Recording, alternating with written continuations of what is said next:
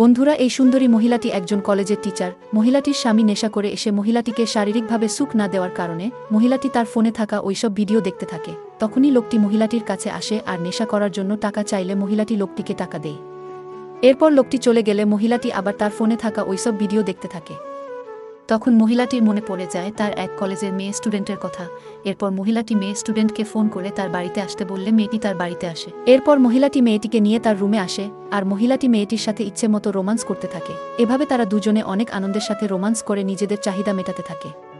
কিন্তু আফসোস, হঠাৎ করে মহিলাটির স্বামী রুমের ভিতর প্রবেশ করে তাদেরকে এই অবস্থায় দেখে ফেলে। এরপর মহিলাটির স্বামী তাদের দুইজনের সাথে যা করলো তা দেখলে তোমরা সকলে অবাক হয়ে যাবে। তার আগে বন্ধুরা, তোমরা যদি চাও তোমার মা বাবা 100 বছর বেঁচে থাক, তাহলে অবশ্যই চ্যানেলটি সাবস্ক্রাইব করে ভিডিওটিতে লাইক দিয়ে কমেন্টে তোমার নিজের নামটি লিখে যাও। এরপর লোকটি তাদেরকে মারতে গেলে উল্টো মহিলাটি লোকটিকে মারে আর বলে, তোর মতো স্বামীর আমার আর দরকার নেই। আমি আমার এই মেয়ে স্টুডেন্টকে